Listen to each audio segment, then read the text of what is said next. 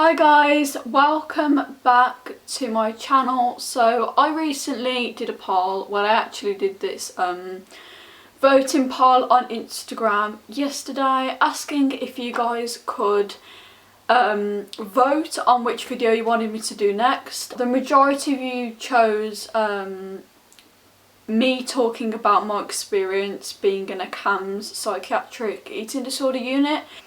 I know a lot of people tend to watch these videos because a lot of people are curious about what goes on inside of these units, and there's so many misconceptions about these units and stuff like that. So I thought I'd do a full video basically just sharing my experience on it and stuff like that. So I have took down some notes on my phone, and so if I keep looking down, that is why, because I'm looking at these notes. So please excuse me if I keep looking down. Basically, the first thing that ever happened before I went into this unit was CAMHS basically referred me, and I was like literally shit myself. I didn't even know what it was properly. I was like, why the hell do I have to go into hospital? I was so confused, and they basically said I was really underweight and that I needed help. So then I had an assessment at the hospital. To be fair, the assessment was kind of blurry. I don't really remember that much. It was a massive blur to me. Also, if you can hear noise, my guinea pigs are like right underneath the camera, so please ignore that. But yeah, the assessment was such a blur. I can tell you a little bit about it and what they asked, but I can't really tell you that much. What I do remember is that they were asking me like questions about my appearance and sort of like what I felt about myself and how I looked. They were asking what I felt when I looked in the mirror, whether I thought I looked overweight, like fat or anything like that, or chubby. And basically they also, another thing that I remember them asking is like more stuff to do like psychosis. So like whether I hear anything that's not there or see anything that's not there. I also had my weight done there, my weight and my height and my blood pressure done there. After that was all done, I did have a look around the room, around the ward that I was going to possibly be staying in at this point, because it wasn't definite that I was going to be staying in this ward. So I had a look around like the big room and the dining area and all the different rooms for like the CBT and the therapy and stuff that you get there. And yeah, I had a look in this room that I didn't know was going to be my room, but it was my room. A few days after I had this assessment, by the way, it's such a blur, I don't really remember much about this, so excuse, I might have some things wrong, I don't really know. But a few days after the assessment, the eating disorders assessment, they rang my mom and said I had to be admitted into this unit, this CAMHS unit. So this was just before Christmas. I do believe it was the 21st, the day I got admitted, but like I could be totally wrong there. I think it was either the 21st or the 23rd. So basically the first thing that I kind of felt as soon as the phone call went was, oh my gosh, this is going to be such a big life changer. I was literally terrified. Like I thought this was going to shape and change my whole life. And I thought, basically a fear of the unknown. I didn't know what was going to happen in there or anything like that. I was so nervous. So I just remember packing my bags thinking, what is going on? Why am I being put in hospital? Keep in mind that I was 14, so this is quite scary to be kept away from like your family in like a hospital where you don't really know what's going to happen. Like, it's a bit scary. I remember when I came in, basically there was loads of people like sitting in the main area, and obviously the first thing I did was went to my room, unpacked my bag. At this point I was with my mum, so I just sat there in my room kind of like, what the flip, and I was so unsure of what to do. Like, I will get a picture of my room for you guys somewhere in this video. So basically it was quite a big room. There was a massive whiteboard in there where you could draw on it. I remember at some point I put like my name in big bubble writing, and I also had quotes on there. I had like, when people came to visit me, I'd have their like their little message they left for me, and I'd have their get well soon cards and stuff like that all over the whiteboard. I believe there was around 12 rooms in there.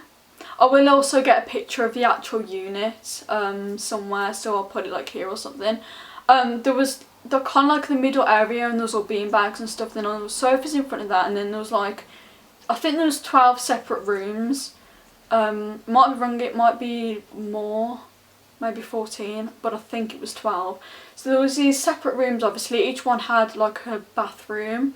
And I remember being so scared to shower. Like, I literally wouldn't shower at first because I was so nervous that, because obviously the staff have to have like a key card thing, and they just put it on your door and they can just walk in whatever you're doing. And it, like, I don't know, I just felt so awkward showering. Luckily no one had ever walked into me the whole 6 months that I was there. No one had ever walked into me showering or on the toilet.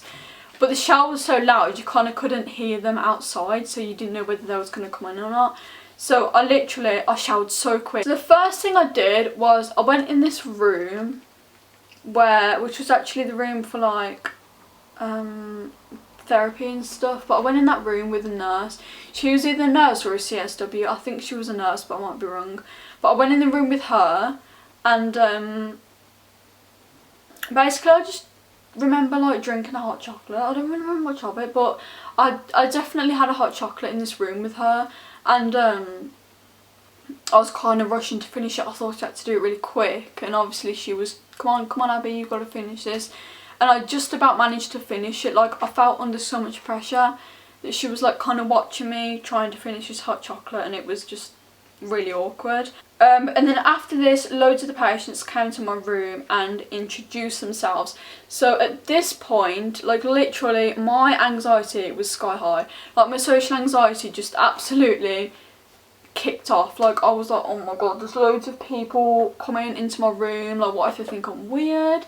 And I had all these like odd thoughts, like what if they don't think I'm like skinny enough to be here, and what are they going to think about my weight and stuff like that. So I had all them odd thoughts going around my head. I managed to say hi to them, and then they kind of, I think they could tell that I was a bit anxious, so they kind of like walked off and gave me a bit of space. So then it was time for my dreaded first meal, and oh my god, thinking back to this moment, it's so hard to think of it, because literally I was so nervous for my first meal there. Like, I had to sit in a dining room with 11 other people watching me, and although they were eating, I felt like they were constantly looking at me, and it was just not the greatest thing ever. So I went in for my first meal. Unfortunately my mum had to go home at this point as well, so that was just absolutely daunting for me. Like, I didn't like to see her go and leave me in this strange place. So I did go in for my meal. I tried my hardest to eat. I wasn't used to eating like a full meal or even a meal at all, so I did struggle quite a lot eating that. I don't think I finished it. I might have had a 4 sippers replacement, but I don't really remember. So if you don't know what that is, basically, if we didn't finish our meal in this unit, we would be given this like 4 sip drink. If you have an eating disorder or you've suffered with it, you probably know what it is. It's basically a drink full of vitamins and fat and milky shit and everything. And it basically helps you like put weight on and gives you what you need as a replacement for a meal, so it has all the healthy stuff in it. Oh my god, they tasted absolutely disgusting. They were not good in the slightest. So when I came out, I went straight to my room and I did some colouring. I was not aware that after meals, after meals you had to have like a 30-minute rest break thing. I think it was either 30 minutes or an hour. I'm pretty sure it was 30 minutes, but we had to have a rest break thing after meals, so we had to sit down. We couldn't move for half an hour. I wasn't aware of that, so we wasn't allowed in our rooms, but I went straight in my room. And then I remember one of the nurses coming and like opening the door. I was like, what the flip, why do I have to have my door open? Eventually I did get told to come out with everyone else. I think one of the girls walked in and she was like, oh, do you want to come out with the rest of us and talk and stuff? So I decided to, and I started speaking to them. I remember there is beef. All I remember was that I was like lying down doing colouring in this like big living room place, and they were saying how like where they came from and just general questions really. It was quite nice talking to them, knowing they had been in my position like previously, and possibly knowing that they felt how I did. It was quite nice talking to them. Like, I felt like they understood me and I did get along with a lot of them really well. In fact, all of them I got along with. Obviously we were given medication in the morning. We had to have our medication just before breakfast, and then we had to have medication just before we went to bed. I think this was after the first evening snack, or possibly after the last one, I don't really know, but one of the, just before you go to bed you had meds. And just for like a quick overview of the timetable for this place, there was like a strict timetable. Basically I believe it was 8. We had to get up and have breakfast for 8 o'clock. We had to have a mid-morning snack at around 10:30 I think. Lunch was at 12 or 1, like sometimes it took ages for them to cook it for some reason and prepare it, so it ended up being at 1. Afternoon snack was at 3:30, and then we had dinner at either 5 or 6 depending on how long it took them, usually 5.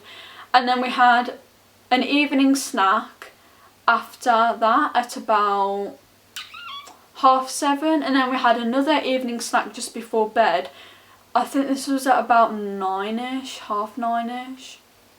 Could be totally wrong there. Don't remember when the last snack was. But yeah, so that's kind of how the timetable works. I did start to show my true personality once I got more comfortable, and I also remember, I think it was just before this part or at the same time, I started to gain weight. I remember like looking at myself on feet. I wasn't used to this feeling of being at a healthy weight. At the time I thought I was fat. I'd look at myself and think I was fat, and obviously my mood dropped because of it. This is when I started to like completely refuse any food, liquid, supplements like Fortisip. I literally refused everything. I started to refuse water, and I remember at one point I was doing family therapy because we had this family therapy thing, and I was in the room for family therapy, and it was just me left in there because I hadn't finished and everyone else had. And I just remember this like support worker. He was like a support worker, but he was also like quite high up in the support workers, I don't know. But he was like hold my head because I was refusing this drink, and I had to like force it down me. It was disgusting. I didn't like it, and I kept on refusing it pretty much.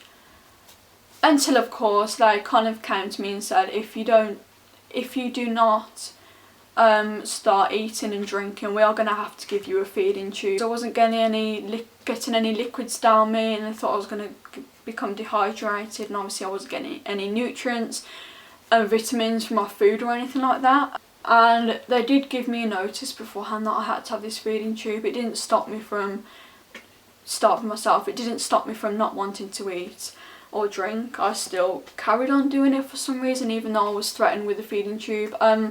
So I went in this room, I was refusing it, and I kept saying no please, like I think I remember saying I'll get better, like I'll start drinking now, I'll start eating, and I was shouting, and every time they put it through my nose and like down me, like I just kind of kept pulling it out because it felt disgusting. It was horrible. It was like you were choking on something constantly, like it was, and the tubes weren't even thin. There were massive tubes going all the way down your nose, down your throat, into your stomach, and I kept obviously pulling it out. So then I remember one of the nurses saying no, don't pull it out, don't do that, and I just kept doing it because I didn't want it in me. And this is like when I got restrained, so I had one person there, a person each side of me, like one person there, one person there, 2 people behind my head holding it like that, and